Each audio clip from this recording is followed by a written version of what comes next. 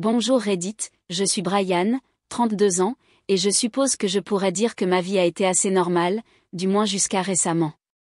Je suis l'aîné d'une famille de 4 enfants. Ma sœur cadette, Ashley, a 29 ans, mon frère, Dylan, 26 ans, et notre sœur cadette, Haley, 24 ans. En grandissant, nous étions inséparables, comme une de ces familles de sitcom toujours unies, quoi qu'il arrive. J'ai toujours pensé que les choses resteraient ainsi, mais dernièrement quelque chose a mal tourné, très mal, et je commence à me sentir comme le mouton noir de ma propre famille. Permettez-moi de revenir un peu en arrière pour vous donner une image complète. Nous avons grandi dans un quartier suburbain de classe moyenne.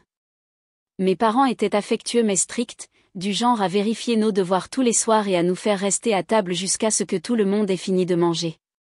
Cela semble banal, mais ces routines nous ont unis.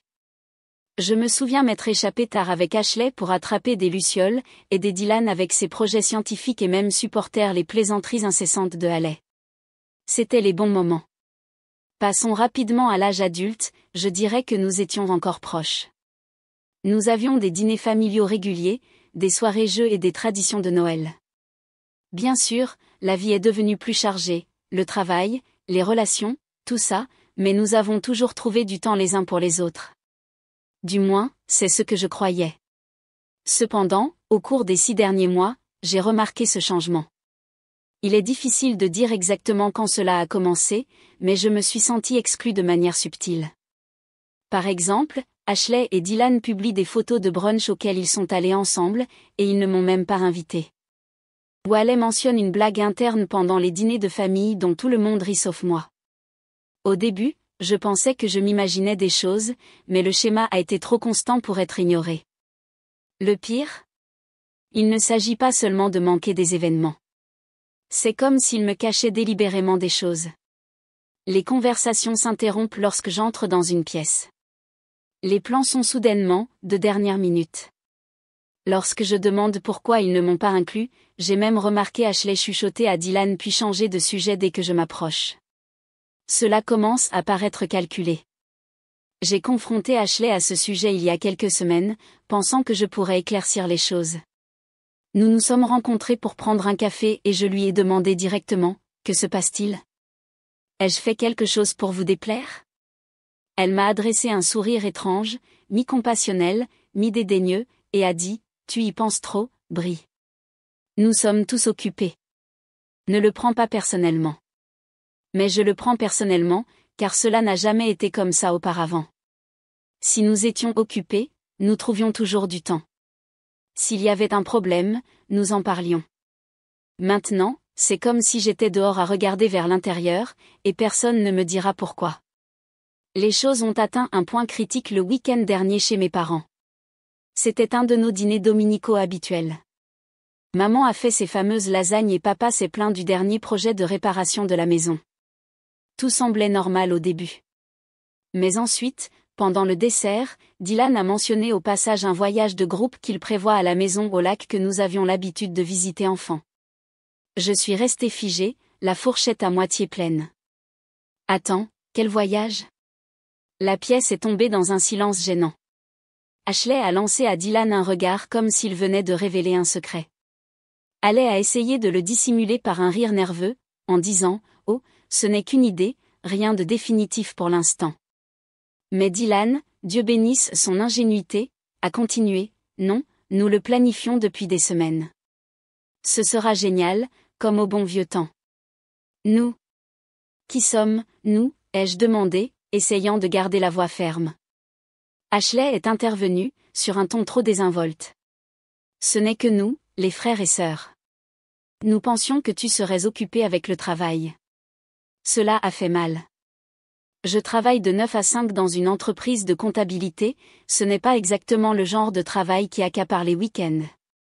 Vous ne m'avez même pas demandé. Nous ne pensions pas que cela t'intéresserait, a dit Ashley en haussant les épaules, comme si cela justifiait en quelque sorte les choses. Et comme je l'ai dit, ce n'est pas définitif. C'était un mensonge. Je pouvais le dire à la façon dont elle évitait le contact visuel, à la façon dont Dylan semblait soudainement coupable. Ils avaient fait des plans dans mon dos, des plans qui incluaient tout le monde sauf moi. J'ai essayé de ne pas le montrer, mais j'étais furieux. Après le dîner, je suis resté pour aider maman à nettoyer, dans l'espoir de pouvoir lui en parler. Elle a toujours été le ciment de notre famille, celle qui apaise les choses lorsque les tensions augmentent. Mais même elle a semblé évasive lorsque j'ai mentionné le voyage. Elle a simplement dit « Oh, je suis sûre que ce n'est rien, Brian. N'y attache pas trop d'importance. » Mais c'est important. Il ne s'agit pas seulement du voyage. C'est le schéma, le secret, la sensation qu'on me laisse délibérément de côté. Et plus j'y pense, plus je deviens paranoïaque. Me cache-t-il quelque chose? Ai-je fait quelque chose pour mériter cela? Ou est-ce que je m'imagine simplement des choses? Je ne sais pas quoi faire. Une partie de moi veut les confronter tous et exiger des réponses, mais une autre partie a peur de ce que je pourrais découvrir. Que se passe-t-il si c'est quelque chose que je ne peux pas arranger? Que se passe-t-il si j'ai déjà perdu la famille que je croyais avoir? Un conseil me serait vraiment utile. Dois-je insister pour connaître la vérité ou dois-je laisser tomber et espérer que les choses reviendront à la normale? Parce que, sincèrement, je ne suis pas sûre de pouvoir supporter cela beaucoup plus longtemps. Tout a commencé par une story Instagram. Un soir quelconque, après une longue journée de travail, je naviguais sur mon fil d'actualité pour me détendre. Je ne cherchais rien en particulier, juste le glissement habituel sans aucun but précis. C'est alors que je l'ai vue. Sophie, la petite amie de mon frère Dylan, avait publié une story. Normalement, je ne m'en serais même pas rendu compte, mais celle-ci a attiré mon attention. C'était un bref clip d'un plat magnifiquement décoré, un steak avec une sorte de garniture élaborée, le genre de nourriture que vous verriez sur la page d'un chef étoilé Michelin. La légende disait, les dîners en famille sont différents. La caméra s'est tournée vers la table, et les voilà, Ashley, Dylan, Alec, même mes parents. Ils étaient tous assis dans ce restaurant élégant, riant, trinquant avec des verres de vin et semblant passer un bon moment. Et moi? Nulle part. Le restaurant n'était pas seulement élégant, il était exclusif. J'ai reconnu le nom d'une conversation que j'avais eue avec un client il y a quelques semaines. C'était un de ces endroits où le plat le moins cher du menu coûtait $150, et il fallait réserver des semaines à l'avance. Ce qui m'a le plus blessé n'était même pas l'extravagance. C'était le fait qu'il ne me l'avait même pas mentionné. Pas un appel, pas un SMS, rien. Je suis restée à regarder la story, la voyant se répéter encore et encore, essayant de trouver un sens. Pourquoi m'aurait-il laissé de côté? Avais-je fait quelque chose pour les offenser? Ou était-ce plus de la même chose, un autre signe qu'on me mettait dehors de la famille pour des raisons que personne ne voulait expliquer? Je ne pouvais pas laisser passer ça. J'ai d'abord envoyé un SMS à Ashley. Salut, la story de Sophie semblait être un bon dîner. Pourquoi personne ne m'en a parlé? Le message est resté lu pendant des heures sans réponse. Lorsqu'Ashley a finalement répondu, sa réponse a été brève et dédaigneuse. Oh, c'était de dernière minute. Désolé. De dernière minute? Un restaurant comme celui-là nécessitait une planification. Je voulais répliquer, mais je connaissais assez bien Ashley pour savoir qu'insister ne ferait que l'affaire se renfermer davantage. J'ai donc décidé d'appeler ma mère à la place. Elle a toujours été la médiatrice de notre famille, celle qui pouvait expliquer les choses d'une manière qui avait du sens. Lorsqu'elle a répondu, sa voix était joyeuse comme toujours. Bonjour, Brian. Comment va le travail? Bien, ai-je dit, en sautant la conversation banale. Je voulais te poser une question sur le dîner de ce soir. J'ai vu la publication de Sophie. Il y a eu une pause, assez longue pour être inconfortable. Oh, ça, a finalement dit maman. Nous pensions que tu étais occupé avec ton nouveau projet. Ashley a mentionné que tu travaillais tard, alors nous ne voulions pas te déranger. J'ai senti mon estomac se contracter. Maman, j'ai travaillé tard, bien sûr, mais tu sais que je trouverai du temps pour un dîner de famille. Pourquoi personne ne m'a demandé? Elle a hésité à nouveau. C'était juste une de ces choses. Nous ne pensions pas que c'était une grosse affaire. Son ton était calme, presque trop calme, comme si elle essayait de minimiser toute la situation. Mais plus elle parlait, plus j'avais le sentiment qu'elle ne me disait pas toute la vérité. Ce n'était pas la première fois qu'on me laissait de côté, et cela commençait à paraître intentionnel. Après avoir raccroché, je suis resté assis dans mon appartement, répétant la conversation dans ma tête. Quelque chose ne collait pas. Ma famille n'était pas parfaite, mais nous avions toujours été proches. Nous ne nous excluions pas comme ça, pas sans raison. Je n'arrivais pas à me débarrasser de l'impression qu'il se passait autre chose que ce qu'il me laissait voir. Le lendemain, j'ai décidé de rendre visite à Dylan. Je ne voulais pas lui tendre une embuscade, mais je savais aussi que je n'obtiendrais jamais de réponse directe si j'attendais qu'il vienne à moi.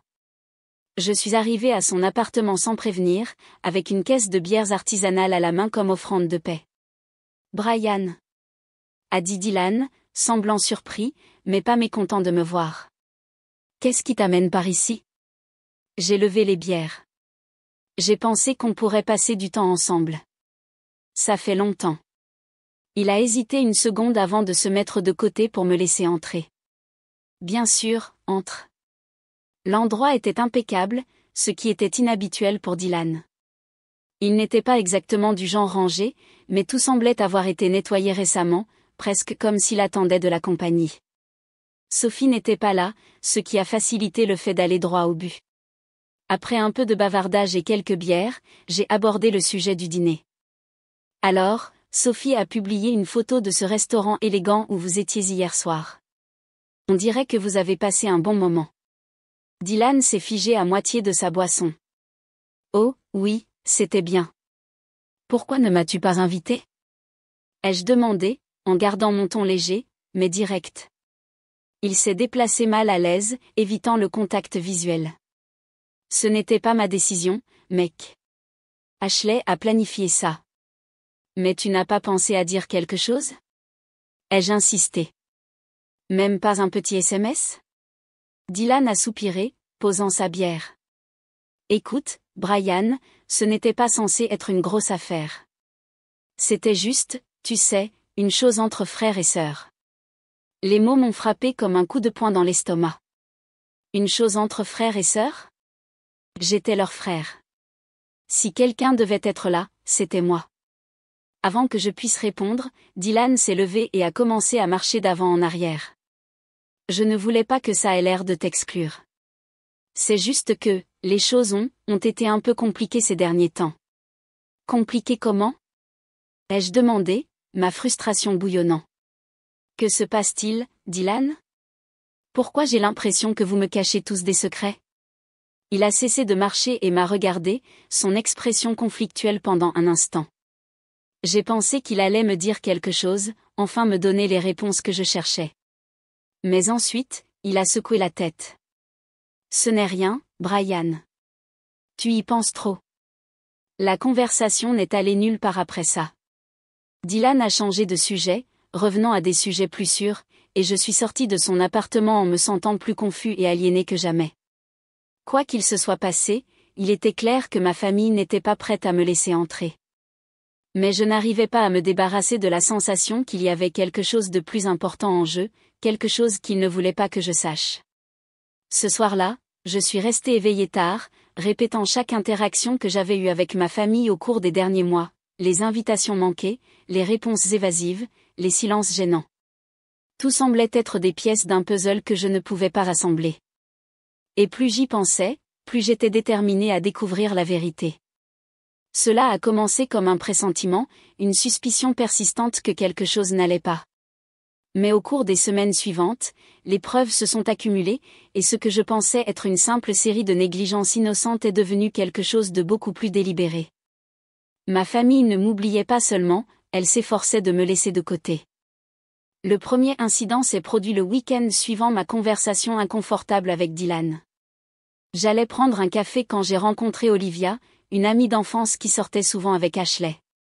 Nous avons échangé les plaisanteries habituelles, nous mettant au courant de la vie de l'autre, jusqu'à ce qu'elle mentionne quelque chose qui m'a arrêté net. Et, j'ai vu Ashley et la bande au Le Petit Café le week-end dernier. C'était très agréable de les rencontrer, a-t-elle dit joyeusement. J'ai cligné des yeux, confus. Le Petit Café le week-end dernier ? Oui, ils étaient là pour prendre le petit déjeuner. Tu sais, ce joli endroit du centre-ville avec les pâtisseries françaises, a poursuivi Olivia, sans se rendre compte de mon malaise croissant. Je pensais que tu serais aussi là, mais je ne t'ai pas vu. J'ai forcé un sourire et j'ai acquiescé, mais intérieurement, j'étais chancelant. Ashley n'avait rien mentionné au sujet de plan de petit déjeuner, ni personne d'autre. Je ne me souvenais même pas de la dernière fois où j'avais été dans ce café, même si c'était l'un des préférés de la famille. Pourquoi ne m'avait-il pas invité? Plus tard dans la soirée, j'ai envoyé un SMS à Ashley pour lui poser la question. Salut, Olivia a mentionné que vous êtes allé au Le Petit Café le week-end dernier. On dirait que vous avez passé un bon moment, j'aurais aimé le savoir. Sa réponse est arrivée des heures plus tard, et elle était aussi vague que toujours. Oh, c'était super de dernière minute. Nous ne pensions pas que tu voulais te lever tôt un samedi. Je suis restée à regarder le message, ma frustration grandissant. Depuis quand avais-je un problème pour me lever tôt? C'était une excuse faible, et elle le savait. Mais autant que je voulais lui réclamer, je me suis retenue. Je ne voulais pas paraître paranoïaque ou trop sensible. Peut-être que c'était vraiment de dernière minute. Peut-être que ça ne signifiait rien, ou c'est ce que je me suis dit. L'incident suivant a été plus difficile à ignorer. Quelques jours plus tard, je faisais défiler le fil d'actualité Instagram de Dylan lorsque j'ai vu une publication d'un voyage au bord d'un lac. La légende disait « Escapade de week-end en famille ». La photo montrait Ashley, Dylan, Alec et même Sophie, tous assis autour d'un feu de camp, riant et faisant griller des guimauves. Le lac en arrière-plan était magnifique, une eau bleu clair entourée de collines verdoyantes luxuriantes. C'était le genre d'endroit où nous allions enfants, lorsque les voyages en famille étaient monnaie courante. Mais je n'y étais pas allée. Je ne savais même pas qu'ils y allaient. J'ai cliqué sur les photos, ma poitrine se serrant à chaque glissement. Il y avait des photos d'eux en kayak, en randonnée et en faisant griller des hamburgers au bord de l'eau. Sur une photo, Dylan tenait un poisson qu'il avait pêché, souriant comme un enfant. On dirait qu'ils avaient passé un merveilleux moment, et ils ne m'avaient même pas considéré. Je ne pouvais pas rester silencieux cette fois-ci. J'ai appelé Alec, pensant qu'elle serait la plus facile à aborder. « Bonjour, Alec », ai-je commencé, essayant de garder mon ton léger. J'ai vu la publication de Dylan sur le voyage au lac. On dirait que vous avez passé un bon moment. Oh, oui, c'était génial, a-t-elle dit, semblant sincèrement joyeuse. Nous n'avions pas fait ça depuis des années. Oui, je l'ai remarqué, ai-je dit, ma voix s'est tendue. Pourquoi ne m'avez-vous pas invité? Il y a eu une pause de l'autre côté. Je ne sais pas, Ashley a planifié ça, je crois. Elle a supposé que tu serais occupé avec le travail. C'est la deuxième fois que j'entends cette excuse, ai-je dit, ma frustration finissant par bouillonner. Est-ce que vous supposez que je suis trop occupée pour tout maintenant? Brian, ce n'était pas comme ça, a dit Alec rapidement. C'était juste quelque chose de spontané. Spontané? Vous avez conduit 300 miles jusqu'à un lac. Ça ne semble pas exactement spontané. Alec a balbutié quelque chose au sujet du fait qu'elle n'avait pas été impliquée dans la planification, mais ses excuses sonnaient aussi faibles que celles d'Ashley. Au moment où nous avons raccroché, j'étais plus convaincue que jamais que ce n'était pas qu'une mauvaise communication. C'était délibéré. La goutte d'eau qui a fait déborder le vase est arrivée une semaine plus tard, lorsque j'ai appris une sortie de golf. Je n'aime même pas le golf, mais ce n'était pas le but. C'était pour le principe. J'ai entendu mon père en parler lorsque je suis passée chez mes parents pour déposer quelques outils qu'il m'avait empruntés. En partant, j'ai capté un fragment de conversation entre lui et Dylan dans le salon. Super partie. On devra le refaire le mois prochain, disait papa. Quelle partie, ai-je demandé en entrant dans la pièce. Papa a levé les yeux, surpris. Oh, juste une partie de golf à laquelle nous avons joué le week-end dernier. Rien d'important. Je l'ai regardé fixement, essayant de contrôler ma frustration. Qui sont, nous? Moi, Dylan et quelques-uns de ses amis, a dit papa avec désinvolture.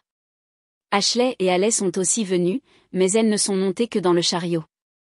J'ai senti comme si on m'avait donné un coup de poing dans l'estomac. Et personne n'a pensé à m'inviter? Papa a froncé les sourcils. Eh bien, Tu n'as jamais aimé le golf, Brian. Nous ne pensions pas que cela t'intéresserait. Ce n'est pas le but, ai-je dit en élevant la voix. Il ne s'agit pas du golf. Il s'agit d'être inclus. Cela continue de se produire, et je commence à avoir le sentiment que c'est intentionnel.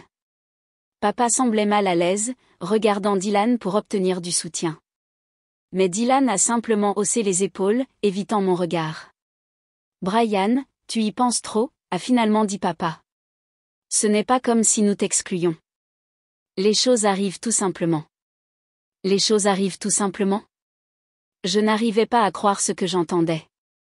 À ce stade, il était impossible d'ignorer le schéma, le petit déjeuner au café, le voyage au lac, la partie de golf. Ce n'étaient pas des négligences aléatoires, c'étaient des décisions calculées pour me laisser de côté. Et personne dans ma famille ne semblait se soucier de combien cela me faisait souffrir. Je suis sortie de la maison ce jour-là en me sentant plus en colère et plus aliénée que jamais. Ma famille ne se distanciait pas seulement, elle m'éloignait activement. Et le pire, c'est que je ne savais toujours pas pourquoi. Au cours des jours suivants, j'ai essayé de reconstruire le tout, répétant chaque conversation et chaque interaction dans mon esprit. Est-ce que j'avais dit quelque chose? Quelque chose que j'avais fait? Ou y avait-il quelque chose de plus, quelque chose de plus grand que je ne voyais pas? Plus j'y pensais, plus je devenais paranoïaque. J'ai commencé à tout remettre en question, chaque excuse, chaque pause gênante, chaque réponse évasive.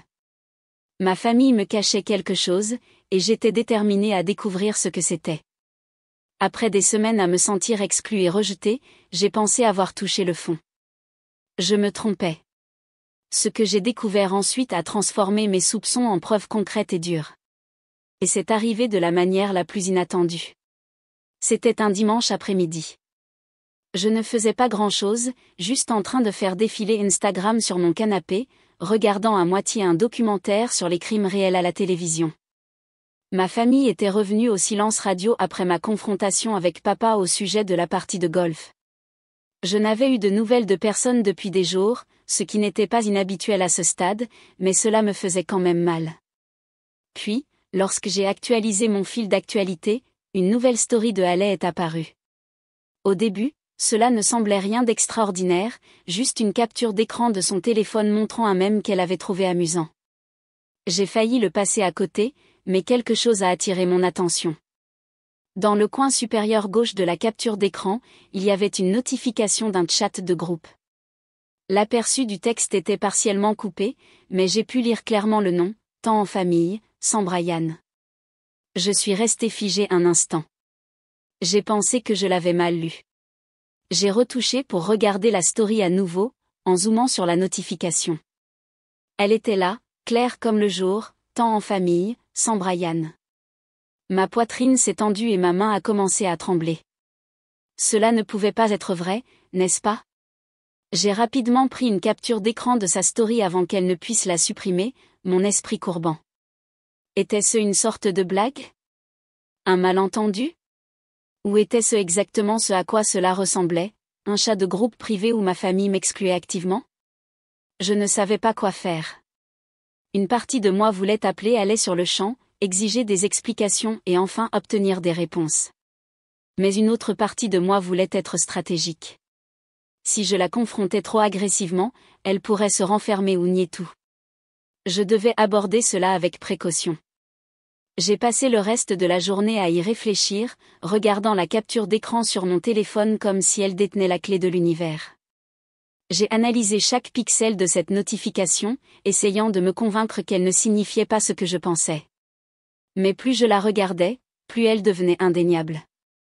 Ma famille avait créé un chat de groupe spécifiquement pour m'exclure. Ce soir-là, j'ai décidé de confronter Haley. Elle était la plus jeune, la plus sensible et celle qui avait le plus de chances de céder sous la pression. Si quelqu'un allait me dire la vérité, c'était elle. J'ai attendu après 21 heures pour appeler, sachant qu'elle se détendrait pour la nuit. Lorsqu'elle a répondu, sa voix était joyeuse, complètement inconsciente de la tempête qui se préparait en moi. « Salut, Brian. Que se passe-t-il » a-t-elle dit. « Pas grand-chose » ai-je répondu, essayant de garder mon ton informel. « J'ai juste pensé à te saluer. » Je n'ai pas eu de tes nouvelles depuis un certain temps. Oh, oui, désolée, a-t-elle dit. Les choses ont été chargées. Chargées. Ce mot encore. J'ai respiré profondément, décidant d'arracher le pansement. Donc, j'ai vu ta story Instagram aujourd'hui. Il y a eu une brève pause. Oh, oui. Laquelle? Celle avec le même, ai-je dit. C'était amusant, mais, quelque chose a attiré mon attention. J'ai pu entendre la tension dans sa voix. Qu'est-ce que tu veux dire? Je parle de la notification en haut de ton écran, ai-je dit, d'une voix ferme. Celle du chat de groupe. Temps en famille, sans Brian. Veux-tu bien l'expliquer? Il y a eu un silence de l'autre côté pendant un instant. J'ai pensé qu'elle aurait pu raccrocher. Puis elle a parlé, la voix légèrement tremblante. Oh, ça, oui, ça. J'ai dit, incapable de cacher le ton acerbe dans ma voix, qu'est-ce que c'est, elle est? Une blague? Parce que ça n'y ressemble pas. Elle a bégayé, clairement surprise. Brian, ce n'est pas ce que tu penses. Alors dis-moi ce que c'est, ai-je exigé.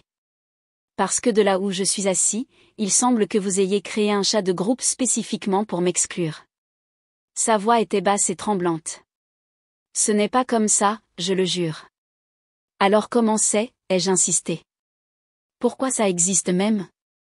Qu'est-ce que vous pourriez avoir besoin de discuter dans un groupe, tant en famille, qui ne m'inclut pas? Elle n'a pas répondu immédiatement. Je pouvais pratiquement entendre les battements de son cœur à travers le téléphone. Finalement, elle a dit, Brian, je suis désolée. Je ne voulais pas que tu le saches. C'est tout ce que j'avais besoin d'entendre. J'ai senti une vague de colère et de douleur me submerger, un mélange toxique de trahison et de frustration. Alors, c'est réel, ai-je dit, d'une voix froide. Vous avez vraiment créé un chat de groupe pour me laisser de côté. Brian, s'il te plaît, a-t-elle dit, la voix brisée. Ce n'est pas ce que tu penses. Je ne l'ai pas créé, je le jure. On m'a simplement ajouté. Ça ne le rend pas meilleur, ai-je rétorqué. Qui l'a créé? Ashley? Dylan? Maman? Papa? Quel est le but de ce groupe, allez? Elle pleurait maintenant, ses paroles à peine audibles. Je ne peux pas l'expliquer. S'il te plaît, ne me force pas. J'ai serré ma mâchoire, essayant de contrôler mes émotions. Tu ne peux pas ou tu ne veux pas? Je ne sais rien, a-t-elle dit en sanglotant. Je ne voulais même pas y être, mais on m'a ajouté, et je ne savais pas comment dire non. Sa réponse ne m'a fait qu'enflammer davantage. Alors tu l'as simplement accepté? Tu t'es assise là dans ce chat de groupe, en parlant de Dieu sait quoi, tandis qu'on me laissait délibérément de côté? As-tu une idée de ce que ça me fait ressentir? Je suis désolée, a-t-elle murmuré. Je ne voulais pas que ça se passe comme ça. Ses excuses sonnaient creuses, comme si elle regrettait plus d'avoir été découverte que ce qu'ils avaient fait. Je voulais continuer à insister, exiger toute la vérité, mais je pouvais voir qu'elle ne me la donnerait pas. Elle avait trop peur, trop impliquée dans la logique tordue qui avait amené ma famille à créer ce groupe en premier lieu. Bien, ai-je finalement dit, d'une voix glaciale. Si tu ne me le dis pas, je vais le découvrir moi-même. Brian, s'il te plaît, ne fais rien de précipité, a-t-elle supplié. Ça n'en vaut pas la peine. Ça n'en vaut pas la peine, ai-je répété en élevant la voix. On parle de ma famille. On m'a exclu pendant des mois, et maintenant je découvre qu'il y a tout un chat de groupe qui y est consacré. Comment est-ce que ça n'en vaut pas la peine? Elle n'a pas répondu, et je n'ai pas attendu qu'elle le fasse. J'ai raccroché, jetant mon téléphone sur le canapé et marchant dans la pièce. Mes mains tremblaient, mon cœur battait fort dans ma poitrine. Je n'arrivais pas à croire ce que je venais d'entendre. Ma propre sœur avait admis faire partie d'un chat de groupe conçu pour m'exclure, et pourtant elle ne m'a pas dit pourquoi. J'ai passé le reste de la nuit à tourner en rond, répétant la conversation encore et encore dans mon esprit. Peu importe comment je la regardais, je ne pouvais pas y trouver de sens. Qu'est-ce que j'avais pu faire pour mériter cela? De quoi parlait-il dans ce chat? Et pourquoi était-il si important de me tenir à l'écart? Je n'avais pas de réponse, mais une chose était claire, je ne pouvais pas laisser passer ça. Plus maintenant. Les jours qui ont suivi ma confrontation avec Haley ont été parmi les plus inquiétants de ma vie. Je ne pouvais pas arrêter de penser au chat de groupe. Tant en famille, sans Brian, était gravé dans mon esprit, un symbole de trahison dont je ne pouvais pas me débarrasser. Ce qui me faisait le plus mal, ce n'était pas seulement l'exclusion, c'était le mystère. Pourquoi ma propre famille, des gens en qui j'avais eu confiance toute ma vie, ressentirait-elle le besoin de m'exclure de manière aussi systématique? J'ai évité d'appeler qui que ce soit après ma conversation avec Haley. J'avais besoin de temps pour réfléchir, pour déterminer mon prochain mouvement.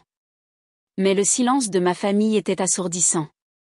Personne ne s'est approché pour voir comment j'allais, pas même ma mère, qui avait normalement un sixième sens pour savoir quand j'étais contrariée. C'était comme s'ils attendaient que je laisse tomber le sujet, que tout passe. Mais cela n'allait pas se produire. Finalement, j'ai décidé d'adopter une approche différente. S'ils ne voulaient pas me dire la vérité, je devrais la trouver moi-même. J'ai commencé à prêter plus attention à leur comportement, les publications sur les réseaux sociaux, les commentaires occasionnels, même leur langage corporel pendant les rares moments où nous étions dans la même pièce. J'étais désespérée d'obtenir le moindre indice, la moindre fissure dans la façade qui pourrait révéler ce qui se passait vraiment. La percée est arrivée de manière inattendue un vendredi soir. J'étais dans un bar local, en train de prendre une bière et d'essayer de me clarifier l'esprit, lorsque j'ai rencontré Sophie, la petite amie de Dylan.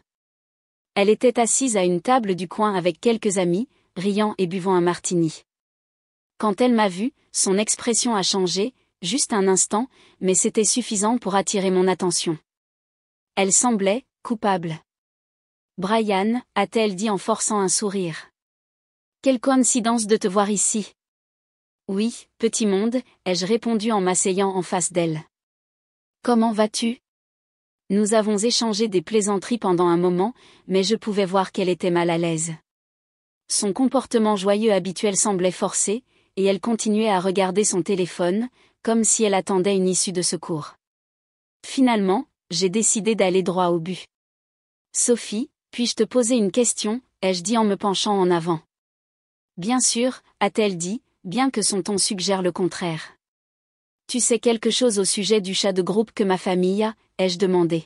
« Celui qui s'appelle « Temps en famille » sans Brian ?» Son visage s'est figé pendant une fraction de seconde. J'ai vu de la panique pure dans ses yeux avant qu'elle ne le masque rapidement par un rire nerveux. « Oh, je crois avoir entendu Dylan le mentionner une ou deux fois, mais je ne suis pas vraiment impliquée. » Je ne l'ai pas cru. « Sophie, allons-y. Je sais que tu es plus proche d'eux que tu ne le laisses paraître. Si tu sais quelque chose, dis-le-moi simplement. S'il te plaît. » Elle a hésité, se mordant la lèvre. « Brian, je ne crois pas que ce soit ma place de m'impliquer. C'est compliqué. C'est ce que tout le monde dit, ai-je dit, ma frustration bouillonnant. Mais personne n'explique ce qui est si compliqué. Je mérite de connaître la vérité. » Sophie a regardé autour d'elle, comme si elle vérifiait que personne d'autre ne pouvait nous entendre. Puis elle s'est penchée et a baissé la voix. « Écoute, je ne connais pas tous les détails, d'accord ? Mais, je crois que ça a quelque chose à voir avec Michael. » La mention du nom de mon ex-petit ami m'a frappé comme un coup de poing dans l'estomac. « Michael » ai-je répété, ma voix à peine au-dessus d'un murmure. « Qu'est-ce qu'il a à voir avec ça ?» Sophie a hésité à nouveau, clairement divisée. « Je ne devrais vraiment pas te dire ça » a-t-elle finalement dit. « Mais, je crois que ça a quelque chose à voir avec le fait que Michael te trompait. Je ne sais pas comment, mais ils ont décidé qu'il serait préférable que tu ne le saches pas. Alors, ils ont résolu ça. » Ils ont résolu ça, ai-je répété, mon esprit courant. « Qu'est-ce que ça veut dire ? » Ils lui ont dit de rompre avec toi, a-t-elle dit, ses mots sortant précipitamment. Ils ne voulaient pas que tu découvres l'infidélité, alors ils l'ont poussé à mettre fin aux choses rapidement et silencieusement. Le chat de groupe était juste un moyen de coordonner le tout sans que tu le saches. Je l'ai regardé fixement, abasourdi. Ma famille savait que Michael me trompait. Ils le savaient, et au lieu de me le dire, ils ont décidé d'orchestrer une opération secrète dans mon dos. Mes mains se sont serrées en poing tandis que le poids de ces paroles s'abattait sur moi. Pourquoi ne me l'ont-ils pas dit, ai-je demandé, la voix brisée. Pourquoi penseraient-ils que me cacher ça était la meilleure option? Je ne sais pas, a dit Sophie, avec une compassion sincère. Peut-être pensaient-ils te protéger. Ou peut-être ne voulaient-ils pas faire face aux conséquences. De toute façon, ils pensaient faire ce qu'il fallait. Ce qu'il fallait, ai-je dit amèrement. Me mentir? M'exclure? Prendre des décisions sur ma vie sans mon avis? Comment est-ce que c'est ce qu'il fallait? Sophie n'avait pas de réponse, et je n'ai pas attendu qu'elle en ait une. Je suis sortie du bar hébété, l'esprit tourbillonnant de colère, de trahison et d'une profonde et douloureuse tristesse. Ma famille a pensé me protéger, mais ce qu'ils avaient fait, c'était de me faire sentir plus seule que jamais. Le lendemain matin, j'ai de nouveau confronté Haley. Cette fois-ci, je n'ai pas mâché mes mots. Haley, je sais pour Michael, ai-je dit dès qu'elle a répondu au téléphone. Je sais qu'il m'a trompée, et je sais que vous me l'avez tous caché. Alors n'essaie même pas de le nier. Elle est restée silencieuse pendant un long moment. Puis elle a laissé échapper un soupir tremblant. Brian, je suis vraiment désolée, a-t-elle dit d'une voix tremblante. Nous pensions faire ce qu'il fallait. Nous ne voulions pas te faire de mal. Me faire du mal, ai-je dit en élevant la voix. As-tu une idée de combien ça fait plus mal de le découvrir comme ça? De savoir que ma propre famille n'a pas assez confiance en moi pour gérer la vérité? On voulait simplement, ne pas te voir dévastée, a-t-elle dit, sur le point de pleurer. Michael était une mauvaise nouvelle, et nous avons pensé que ce serait plus facile s'il disparaissait simplement de ta vie. Plus facile pour qui, ai-je rétorqué. Pour moi. Ou pour vous. Parce que tout ce qui semble vous préoccuper, c'est d'éviter une conversation inconfortable. Ce n'était pas comme ça, a-t-elle insisté. Nous t'aimons, Brian. On essayait juste de te protéger. J'ai ri amèrement. Me protéger? Vous m'avez isolé. Vous m'avez menti. Et vous avez créé un chat de groupe pour en parler dans mon dos. Ce n'est pas de la protection, c'est de la trahison. Haley s'est mise à pleurer, mais je n'ai ressenti aucune compassion. J'avais passé des mois à avoir le sentiment que je perdais ma famille, pour découvrir qu'ils m'avaient éloignée tout le temps. Et pourquoi? Pour dissimuler un secret que j'avais tout le droit de connaître. J'ai terminé l'appel sans dire au revoir. Je ne pouvais plus supporter ces excuses. Tout ce que je voulais, c'était la vérité, et même maintenant, j'avais le sentiment de ne recevoir que la moitié. Le reste de la journée a été un flou. J'ai continué à répéter tout ce que Sophie et Haley m'avaient dit, essayant de trouver un sens. Ma famille a pensé me protéger, mais ce faisant, ils avaient complètement détruit ma confiance en eux. Je ne savais pas si je pourrais jamais leur pardonner. Le mois qui a suivi la rupture du contact avec ma famille a été un étrange mélange de soulagement et de douleur. J'ai finalement eu l'espace pour traiter mes émotions sans leur ingérence, mais l'absence de leur présence dans ma vie a laissé un vide que je ne pouvais ignorer. La thérapie est devenue ma bouée de sauvetage. La Dr Collins m'a guidée à travers mes sentiments de trahison et de colère, m'aidant à confronter l'idée que, même si leurs actions ont été profondément blessantes, elles sont nées d'une tentative maladroite de me protéger. Cette compréhension n'a pas fait moins mal, mais elle m'a aidé à commencer à démêler le nœud de ressentiment que je ressentais envers eux. Un jour, j'ai reçu un email de Dylan.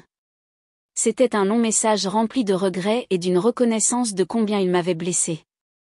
Il a admis que le chat de groupe secret avait été une mauvaise idée, que le secret et la manipulation avaient causé plus de dommages qu'il ne l'avait jamais anticipé. Il a expliqué que la famille s'était réunie pour trouver comment aller de l'avant, et m'a demandé si j'envisagerais de suivre une thérapie familiale avec eux. Au début, l'idée m'a semblé ridicule. M'asseoir dans une pièce avec eux, revivre tout ce qu'ils avaient fait, cela semblait insupportable. Mais plus j'y pensais, plus je réalisais que les éviter pour toujours ne m'apporterait pas la paix. S'ils étaient vraiment prêts à faire face à la vérité et à assumer la responsabilité de leurs actes, cela valait peut-être la peine d'essayer. Lorsque je suis entrée dans le cabinet de thérapie une semaine plus tard, la tension dans l'air était palpable. Mes parents, Dylan, Ashley et Haley étaient déjà assis, nerveux mais déterminé. La Dr Collins s'est présentée comme la thérapeute familiale qui nous guiderait tout au long du processus. J'étais sceptique, mais je suis restée. Lors de la première séance, Dylan a abordé le sujet du chat secret, la voix tremblante de culpabilité. « Je veux commencer par dire que je suis désolé », a-t-il dit. J'ai supprimé le chat. C'était mal, et je n'aurais pas dû y participer. Ashley et Alec sont intervenus, s'excusant également. Elles ont promis d'arrêter de cacher des choses et ont dit qu'elles voulaient reconstruire la confiance qu'elles avaient brisée.